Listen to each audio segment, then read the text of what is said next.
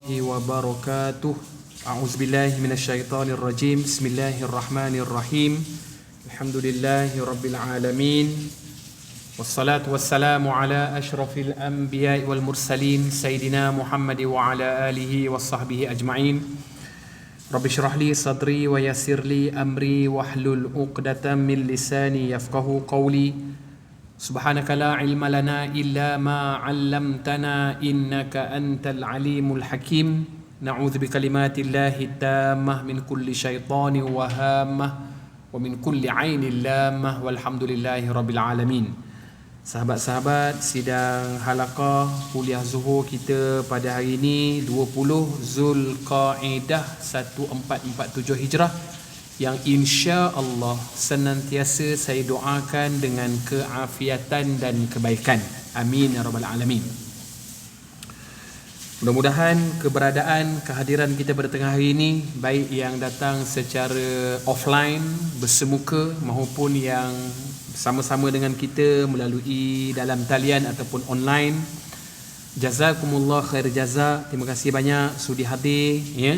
Mudah-mudahan Allah Subhanahu Wa Taala gantikan masa yang kita spend dan kita habiskan ini dengan sesuatu yang lebih baik, dengan sesuatu yang lebih sempurna, dan mudah-mudahan ianya menjadi bekal untuk amalan kita di akhirat nanti insya-Allah. Pertemuan yang lalu kita membahaskan berkenaan dengan hukum seorang imam yang fasik. Apakah hukumnya kita mengikut sebagai makmum? Last pertemuan, untuk melengkapkan cerita imam fasik ini ataupun fasik ini, tentu kita nak tahu apa dosa dan salah seseorang yang kalau dia buat menjadi fasik. Okey, terlebih dahulu izinkan saya untuk mengimbau sedikit perbahasan sebelum ini. Apakah makna fasik? Kurang lebih ikut bahasa orang awam kita yang mudah faham. Fasik ini apabila kita buat salah satu daripada dosa-dosa besar. Satu je kita buat dan sekali je kita buat, dan kita tidak bertaubat dengan dosa-dosa ataupun dengan dosa kesalahan yang kita buat itu, maka kita entitlement untuk mendapat pangkat fasik. Sebagai contoh, kita memfitnah orang. Okey, fitnah orang. Dan atas dosa fitnah itu kita tak bertaubat pada Allah Subhanahu Wa Taala, tak minta maaf dengan orang. Selama mana itu kita buat, kita fitnah orang, tak taubat, tak minta maaf pada orang, maka kekal pada kita fasik walaupun kita tak buat dosa lain. Okey? Atau kita ini penggemar dosa-dosa kecil, maintain dosa-dosa kecil. Patutnya kita ni istiqamah pada perkara-perkara baik, tapi kita istiqamah pada dosa-dosa kecil. Maka termasuk juga orang yang rajin mengekalkan dosa kecil, bertabiat dengan buat dosa kecil ni, dia akan dapat fasik. Okey, kita dah sempat bahaskan beberapa kategori dosa. Dia ada sebenarnya 70 dosa-dosa besar ni, tapi saya takkan syarah detail. Saya sebut sekali lalu je. Mana yang penting saya akan kupaslah sikit-sikit. Sebab kalau nak syarah panjang 70 dosa yang menyebabkan dosa besar, yang mana kalau kita buat tu menjadi fasik, dia akan jadi panjang lah sahabat-sahabat sekalian. Jadi saya akan sentuh sikit-sikit, baca sekali lalu. Okey?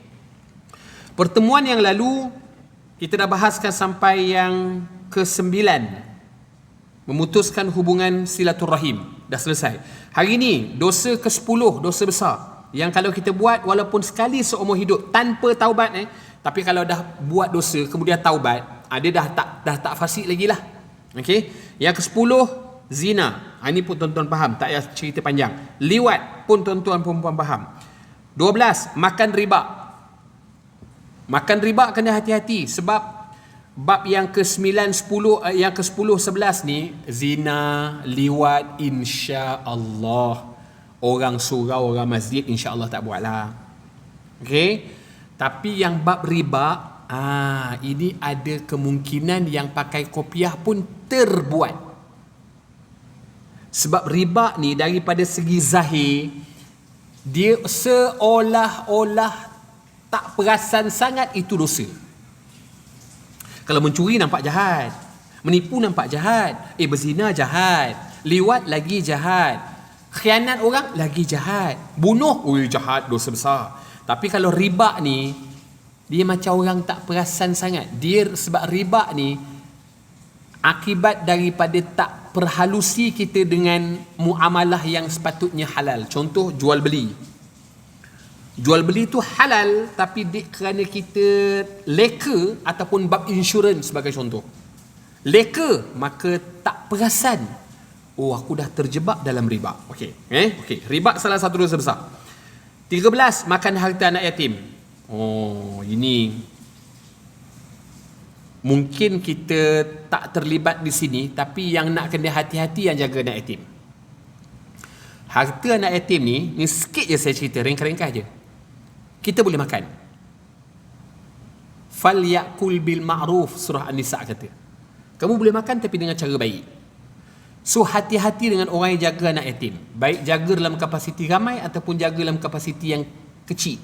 Maksud ramai macam mana? Kita buka rumah anak yatim.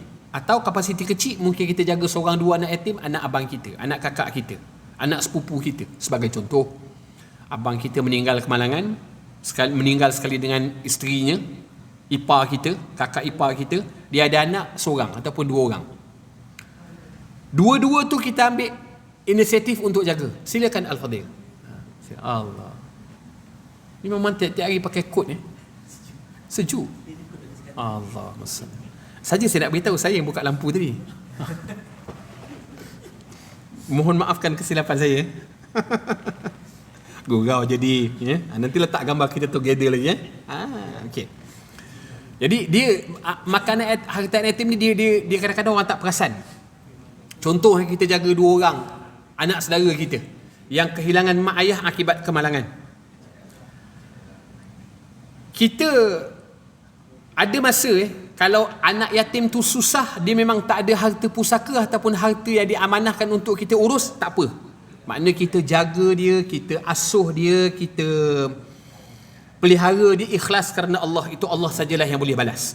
Tapi bahaya kalau dia tu ada duit, mak ayah ditinggalkan duit, ada harta pusaka peninggalan sebagai contoh kan, dan kita ada akses untuk jaga harta ataupun duit dia. Kita bimbang, kita terambil. Zaman-zaman petrol dengan diesel ni kan, ada subsidi mahal harga, power sikit lah duit budak ni.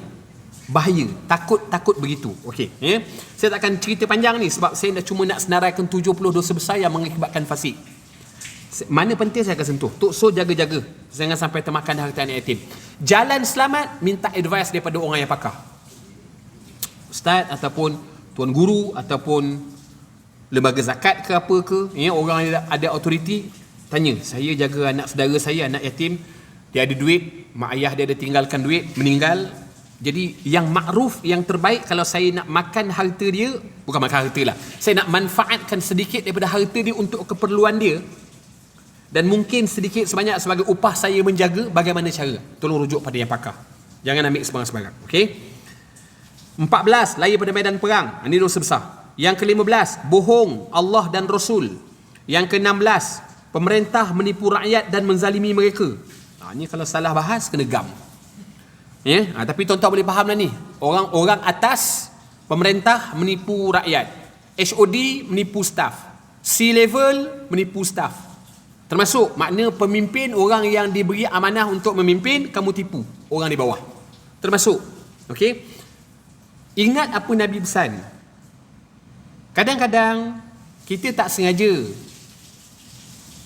syok punya pasal kita janji benda berapu-rapu.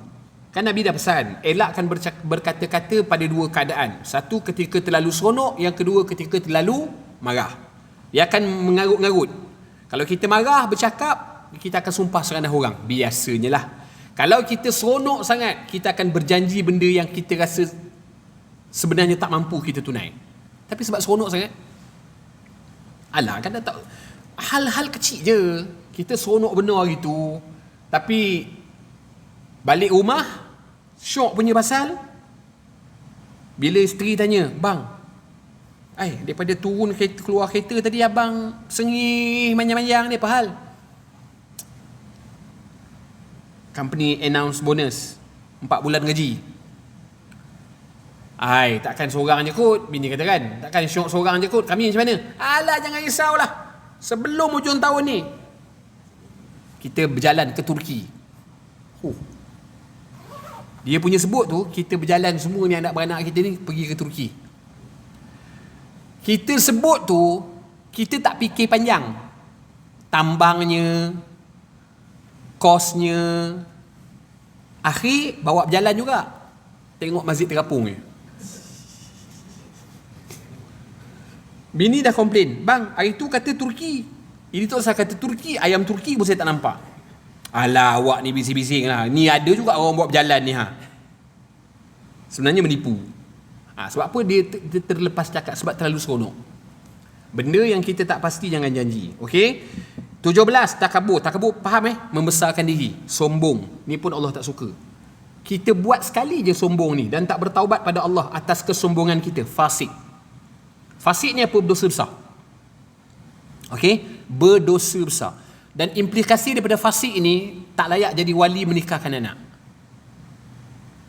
Tapi sebab tu sahabat-sahabat perasan kalau orang nak menikahkan anak, terutama wali mujbir, wali yang memang ada hak untuk menikahkan anak dia, biasanya naib qadi ataupun juru nikah, kalau ditanya kita, tuan nak nikahkan anak tuan sendiri? Ya, saya nak nikahkan anak saya sendiri. Okey, tuan istighfar dan syahadah dulu.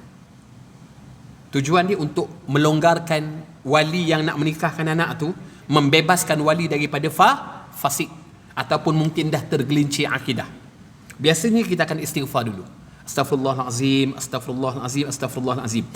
Mudah-mudahan dengan proses istighfar dan taubat itu Allah ampun dosa. Sebab wali fasik menikahkan anak di bawah perwaliannya tak sah nikah. Okey, kan dalam syarat nikah kan wali tak boleh fasik. Fasik ni yang kita nak bahas 70 dosa besar secara ringkas ni, supaya tak terlibat dengan dosa ini. Ya, okey. Membesarkan diri pun fasik. Cakap besar. Ya.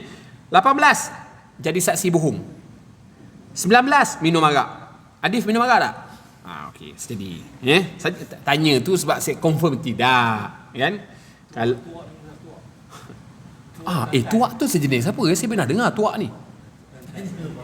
Tuak Kelantan lah. Tuak Kelantan ni seumpama apa? Dia Nira. air nira. Nira dengan tuak bahasa yang sama? Boleh lah maknanya. Kalau air nira saya pernah minum raya itu. Ya. Tapi nira tidak mabuk kan? Kalau minum banyak pun tidak mabuk. Sebab ada nira kelapa, ada nira nipah. Saya paling suka nira nipah. Tak tahu tuan-tuan pernah rasa ataupun tidak. Nira nipah saya pernah rasa masa on the way nak... ayah saya kan ex-Navy. Selalu kadang saya balik Lumut, ziarah kawan-kawan apa semua kan. Akan lalu kawasan namanya Kayan Lekir. Saya tak tahu sejak ada jalan baru ni, tapi dulu Kayan dengan Lekir, tepi-tepi tu berlambak-lambak orang jual nira nipah. Sedap bukan main. Sebotol besar ni RM3. Sekarang mungkin dah naik. Sedap.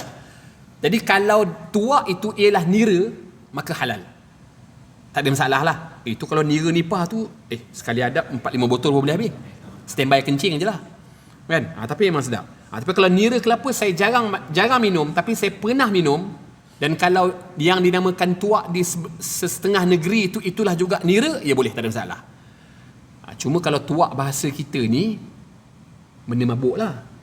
Cuma di sebelah negeri lain, mungkin tuak itu benda yang normal. Nira. Ya? Okey. Arak tak boleh. Judi. Judi pun tuan-tuan faham lah. Segala barang yang namanya judi lah. Ya? Judi ni kalau nak bahas pun panjang, tapi saya tak akan cerita detail sebab dosa besar ni saya nak, kalau boleh nak habiskan hari ni juga. 21, menuduh perempuan baik melakukan zina. Hati-hati. Okey.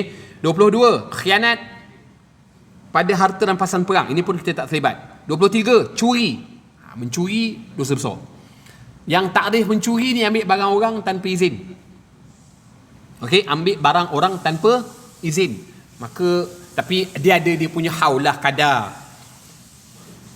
Dia tidaklah ambil barang orang tanpa izin ni bukanlah maknanya bila ambil aja mencuri. Contoh benda yang simple. Tu selipar kat luar tu.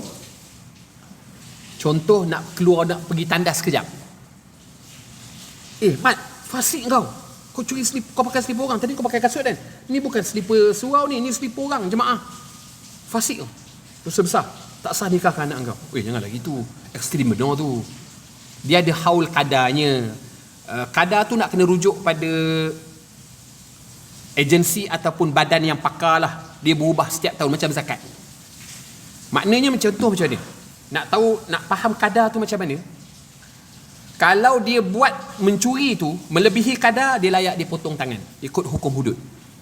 Tapi tak semua benda yang nama mencuri kena potong tangan. Chewing gum tak kenalah. Gula sekampit mungkin tak kena. Tapi kalau curi gula selori kena. Dia ada kadar. Jadi tak semua yang nama curi tu fasik ataupun kena potong tangan menurut hukum hudud ataupun qisas. Okey. Merampas, merompak macam lanun, sama juga. Sumpah palsu. Ni ada orang suka duk main-main wallahi wabillahi watallahi. Okey, kalau sumpah itu palsu, habis. Kalau sumpah itu betul, Allah akan ada dengan dia. Kemudian zalim. Zalim ni apa? Kurang lebih zalim dosa besar yang ke-26, letak satu benda tidak kena pada tempat. Letak satu benda tak kena pada tempat.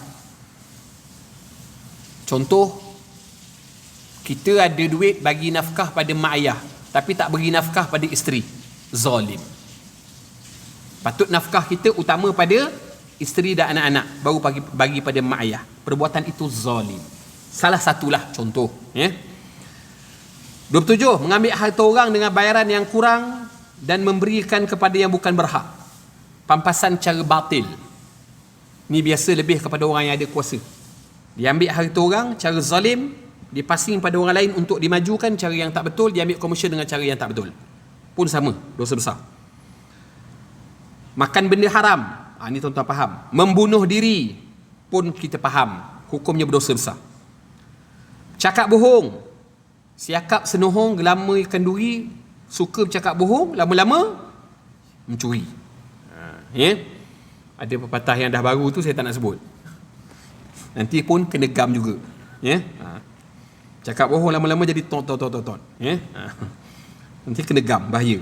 Tauliah saya baru je sambung. Kena tarik balik. Okey. Hakim yang jahat. Hakim yang jahat ni pun tuan-tuan pun faham. Tak payah syarah panjang pun faham. Maknanya mentang-mentang dia kenal orang, hukumannya pun dah jadi lain. Itu maksud hakim yang jahat, dosa besar. Ambil rasuah pun sama. 33 laki-laki menyerupai perempuan dan sebaliknya. Menyerupai ni baik daripada segi lenggang-lenggok, pakaian, suara, gaya. Dalam Islam ada satu gelaran untuk laki-laki yang lembut ini, namanya amrod. Bahasa Arabnya dipanggil amrod. AMROD, RAD, amrod. Amrod ini macam mana? Laki-laki yang lemah lembik. Okey? Perbuatan ini Allah tak suka. Ada orang yang buat begini untuk cari rezeki. Saya tak nak sebut siapa, majlis apa, tapi biasanya company-company besar dia buat annual dinner, maybe open house. Biasa macam itulah, yang biasa ada makan-makan, ada nyanyi-nyanyi. Dia akan panggil satu MC. Ni bukan MC yang duduk dekat rostrum ni, macam penghibur punya yang profesional punya lah kita panggil kan. Dia ni sebenarnya laki-laki, tapi bila dia ambil job tu, dia akan pakai perempuan. Kadang-kadang yelah macam itulah.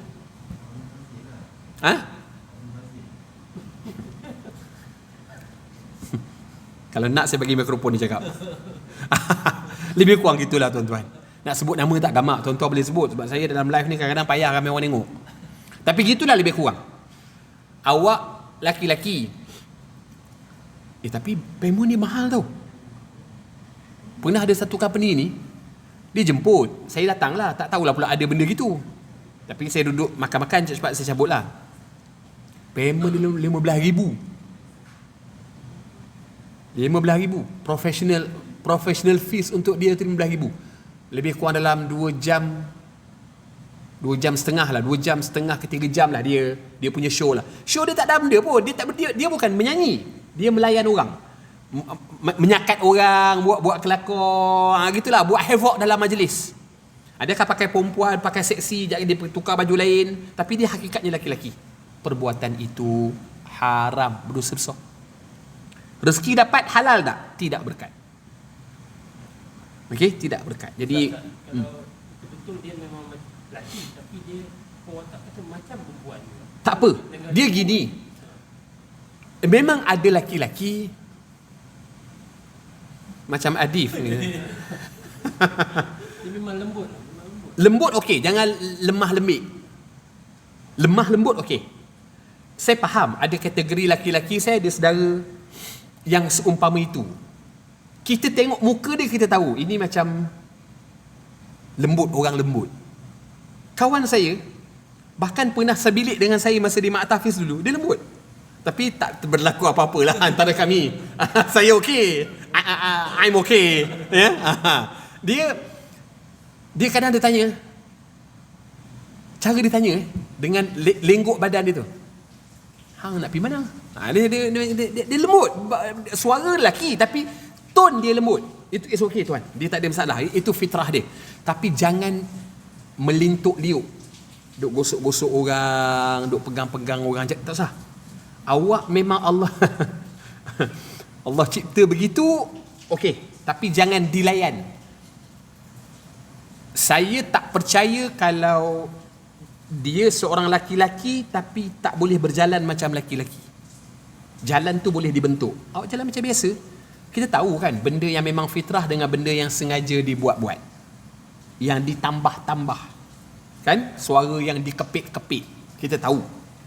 Tapi kalau memang kita tengok dia, kita boleh agak. Saya pun memang ada kawan-kawan yang macam tu, tapi saya rasa dia tak melampaui batas. Cuma karakter dia, kadang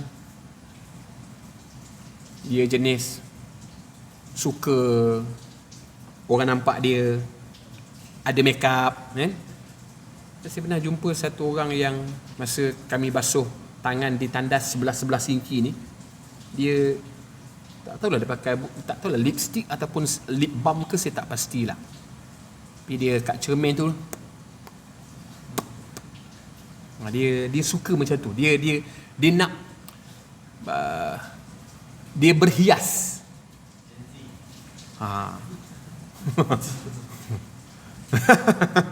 Lagi keluar banyak lagi benda tu kan. Jadi kalau boleh elak. Okey, adakah laki-laki tak boleh berbedak, bermakeup nak bagi segak? Boleh. Tapi jangan sampai keluar daripada fitrah dia sebagai seorang laki-laki. Ramai je laki-laki makeup. Contoh ustaz-ustaz makeup. Kadang-kadang contoh kalau nak masuk TV, photoshoot, nak bagi jangan nampak berkeringat, berminyak sangat muka tu. Nak masuk TV tak boleh macam ni. Dia kok mana pun dia nak kena pakai gitulah, apa benda lah, panggil apa, foundation macam tu lah. Nak bagi nampak dengan spotlight dan kamera tu, tak bagi nampak kulit tu kusam. Boleh, tak ada masalah. Yang ringan-ringan boleh. Tapi makna jangan sampai berlebih. Okey? Jadi menyerupai itu sampai kepada tahap kau ni makeup teruk sangat mengalahkan orang perempuan. Contoh, ya. Sila. Itu tanda tukarlah. Bukan tukar ustaz, tukar mic. Jadi maknanya situasi begitulah. Kalau ada di kalangan kita ada kenalan, kawan-kawan, satu je saya nasihat.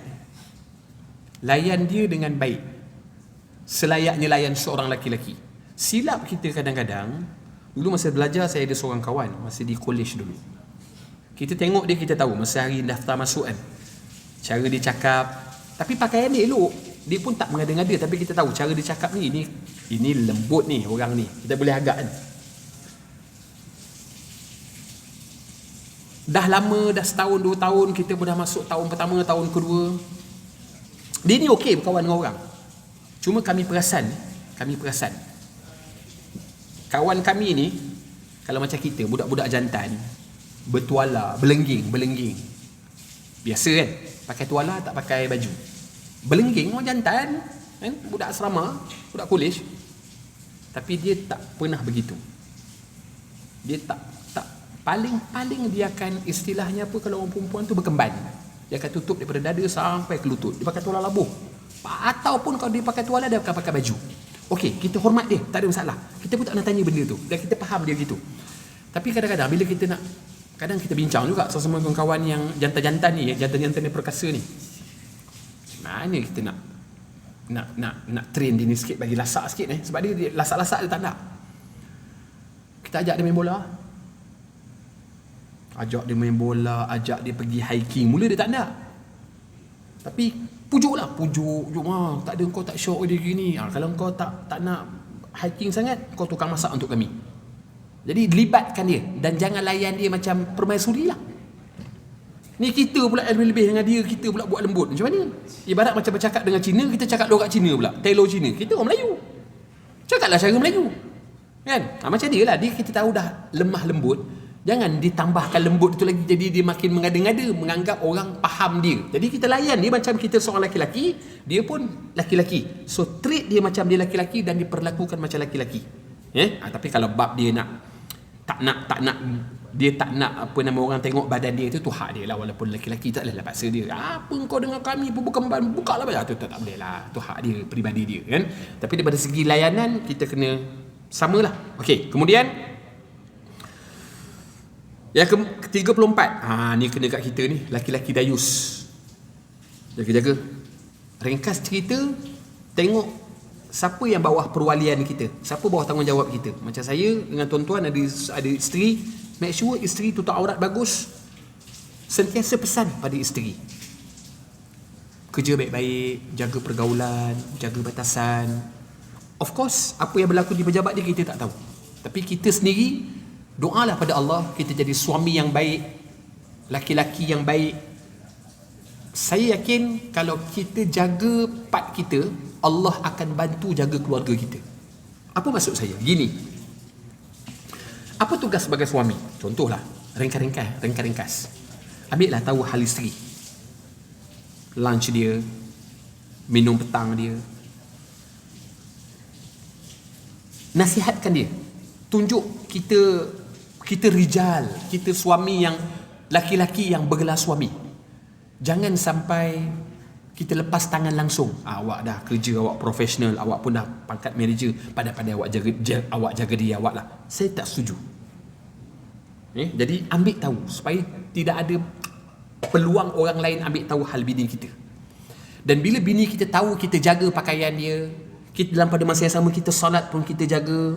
Ada masa kita ke surau, isteri akan respect. Secara tak langsung bila kita tegur, dia akan tahu memang dia tegur ni pun, dia pun semayang, dia pun ke surau kadang-kadang, walaupun tak tiap-tiap hari, tapi ada masa ke surau. Orang surau pun kenal laki aku.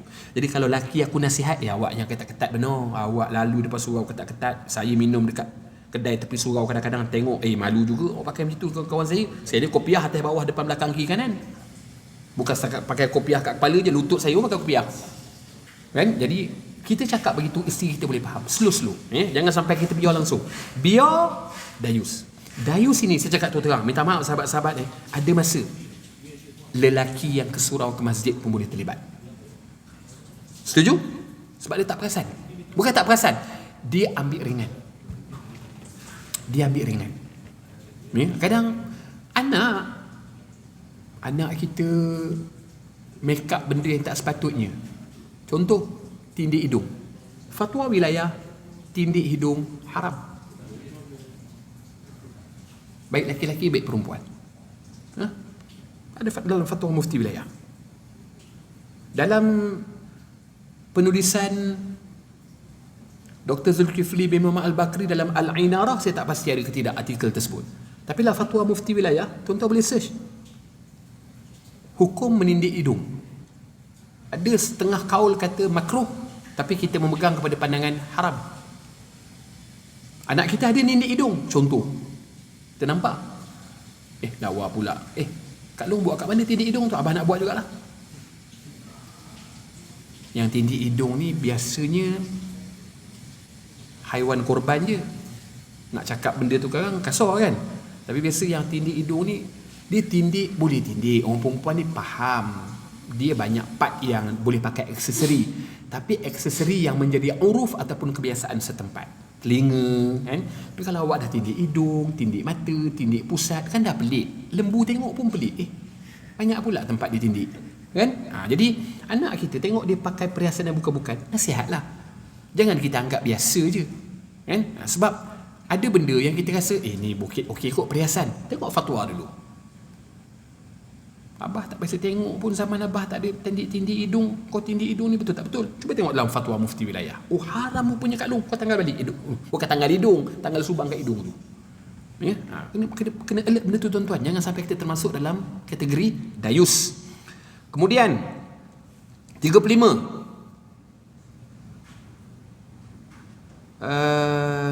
Tidak bersuci daripada kencing. Tuan-tuan, tak cuci kencing betul-betul, dosa besar. Orang lelaki kena jaga ni.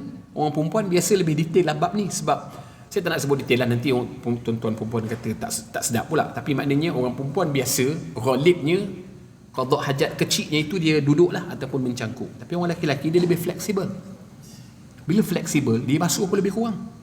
Jangan tuan-tuan, Nabi kan saya pernah cerita pada tuan-tuan perempuan beberapa bulan sebelum ini. Nabi pernah lalu di kawasan perkuburan dan Nabi kata ramai mayat-mayat yang duduk bawah tanah ni, banyak yang diseksa. Bukan kerana dosa besar yang lain, tak suci betul ketika kencing. Kadang tuan-tuan perempuan, saya sebut sikit je tuan-tuan perempuan. Tuan-tuan perempuan akan belajar bab fiqh yang lebih detail lah.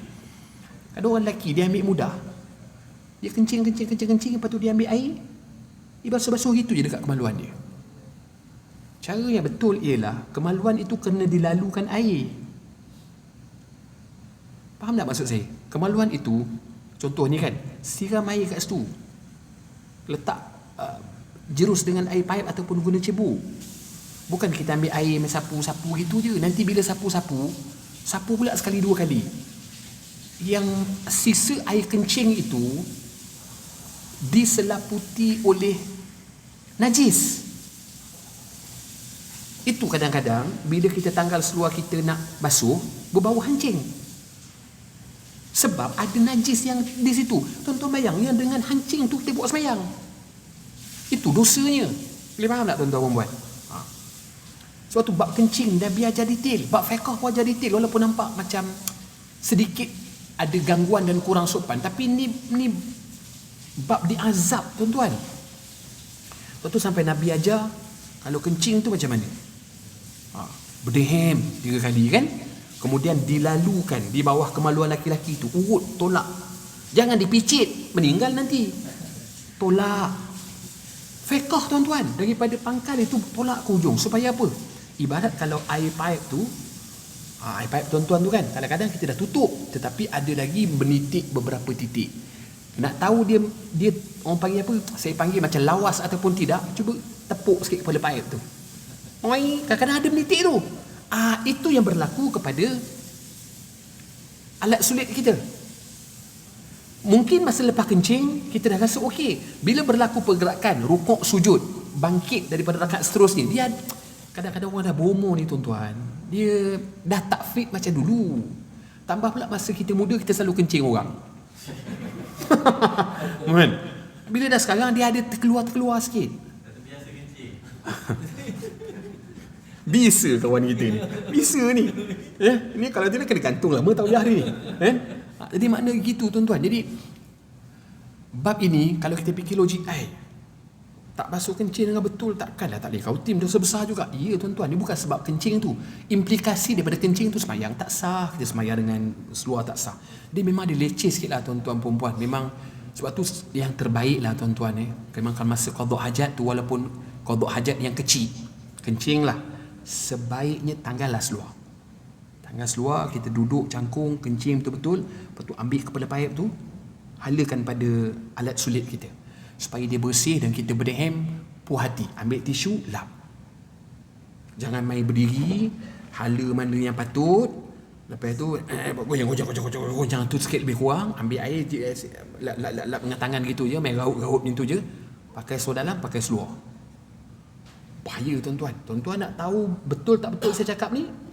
Dah balik kerja, kau dah sempat masa kerja tu qada hajat kencing 2-3 kali, cuba tengok dekatkan sikit, cium ada bau hancing tak. Kalau ada bau hancing, bermakna ada air kencing yang keluar, dan hati-hati kita sembahyang tak dengan seluar tu tadi. Fiqh ni tuan-tuan, bahaya, sebab nanti habis sembahyang tu tak sah semua. Berapa banyak nak kena qada tu, sebab daripada kencing. Sama juga Nabi tekan bab wudu apa? Tumit. Nabi kata apa? Ramai orang yang Allah laknat masa wuduk sebab apa? Dia wuduk lebih kurang, dia tak pegang kaki dia, belakang tumit tu dia tak basuh. Sebab air biasa kadang-kadang belakang tumit payah sikit nak pergi, dan celah jari.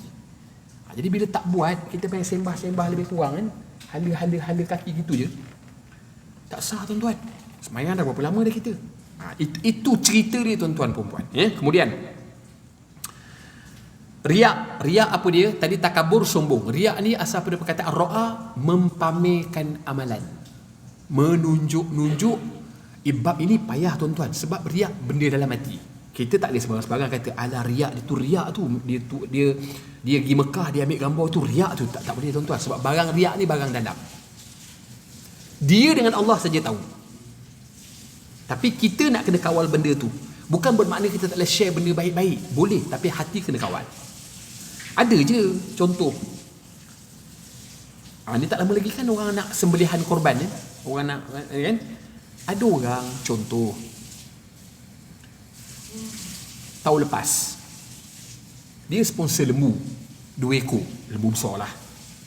Dia ambil gambar dengan lembu dia. Dia minta orang ambil gambar sikit lah, dia sumbang lembu kan. Saya ada terdengar satu suara, alah nak sponsor je lah, lagi mau ambil gambar. Bagi saya tak cantik lah cakap macam tu. Dia ada hak. Soal dia nak beritahu dia sponsor apa benda ke, itu bukan hak kita. Hak kita, dia dah bagi amanah ni, saya ada bagi lembu 2 ekor, surau tolong uruskan untuk korban. Kita tak tahu, mungkin dia ni somebody yang menerima amanah, dia perlukan gambar sebagai bukti dia ada buat benda ni. Kita jangan main terjah orang saja. Sama juga macam mungkin wakil-wakil rakyat, dia perlukan mileage tersebut. Mungkin duit tu duit pusat khidmat, ada individu yang menyumbang melalui wakil rakyat kan. Jadi bab riak, bab ni nak menunjuk tu serah pada diri dengan Allah. Tapi kita jangan mudah blame ataupun condemn orang kan. Samalah macam tuan-tuan kerja korporat. Ada masa kalau ada program CSR, kalau zaman dulu saya tak pasti sekarang apply macam mana. Kalau zaman dulu mesti mahu ada apa orang panggil mock check, ambil gambar sikit kan. Korporat dia perlu benda tu. Mungkin dia punya mileage, dia punya untuk dia punya klien, mungkin untuk tax, mungkin untuk macam-macam CSR, kerja-kerja kebajikan. So jangan kata alah nak derma je lah bos, apa ambil gambar. Benda tu penting dan perlu. So riak bukan untuk kita terjemah, itu depends hati masing-masing, kena kontrol. Payah ustaz? Ya, saya pernah mengalami sebagai manusia. Ada masa tuan-tuan, kalau dah main jet kau ni, ada masa tuan-tuan, ada kadang-kadang terlintas juga iblis ni kan. Caranya cepat-cepat istighfar. Sama juga bab takabur sombong tadi kan. Kadang orang kata kita naik motor besar sikit tuan-tuan kat traffic light, jangan ada orang tengok kan. Tengok atas bawah barang mahal ni, dalam hati tengok lagi, please kan. Ada masa tuan-tuan, ada masa tu bab motor, bab kereta, bab jawatan. Mula-mula dapat title Datuk bergelar lah, bukan Datuk sebab ada cucu. Datuk bergelar kan, lain macam tuan-tuan.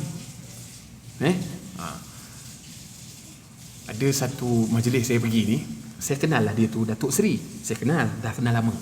Tapi ada orang tak kenal, orang panggil dia Tuan gini. Lalu agaknya dia geram, Tuan aku ni Datuk Seri. Dia pun beritahu saya sebenarnya Datuk Seri. Tapi saya dengar, bagi saya okey lah. Kalau kita nak rasa tak sedap dengan dia, saya tak berani kata. Sebab saya kenal dia orang baik. Tapi mungkin dia suka benda tu orang panggil dia. Tapi tak apa, memang hak dia pun. Memang hak dia. Kita tak boleh kata, loh, gila jawatan rupanya. Tak bolehlah kata gitu. Tak bolehlah rasa begitu pada dia. Itu memang title dia dan dia layak pakai dia pun dianugerahkan dengan anugerah yang sah. Maka bila dia nak orang kenal dia sebagai sekian-sekian, itu hak dia. Tapi hati mau kena jaga. Saya gitu je lah tuan-tuan. Kadang-kadang bila ada masa orang jet lebih-lebih ataupun orang cakap yang baik-baik, cara macam mana tuan-tuan? Astaghfirullahalazim. Banyakkan istighfar dalam hati. Astaghfirullahalazim, astaghfirullahalazim, astaghfirullahalazim, la haula wala quwwata illa billah. Itu je ubat dia. Itu je ubat dia. Benda tu akan datang lintas, confirm. Sebab kita manusia biasa. Kita bukan Nabi, jauh sekali Rasul. Nak menandingi Sayyidina Umar Al-Khattab yang iblis tak kacau pun payah. Okey, jadi cara dia bab hati ni istighfar. Astaghfirullahalazim, astaghfirullahalazim, astaghfirullahalazim. Itulah kita punya ubat. Okey. Belajar untuk tujuan keduniaan dan akhirnya menyembunyikan kebenaran dan pengetahuan. Ini pun tuan-tuan perempuan faham. So belajar, niat kena jaga. Seterusnya, khianat, tak amanah lah, pun tuan-tuan perempuan boleh faham. Seterusnya, mengungkit pemberian. Boleh mengungkit, boleh ambil balik bapa dengan anak, mak dengan anak saja. Boleh ungkit, boleh sebut. Kita tak boleh sebut. Kita boleh faham ringkas-ringkas. Tuan-tuan susah payah membesarkan anak. Bila besar, perangai tak elok, kita boleh sebut. Angah ingat Angah Abah besarkan Angah tak senang macam Angah besarkan anak Angah tau. Angah dah senang, Abah dulu besarkan anak Angah dah kena susah.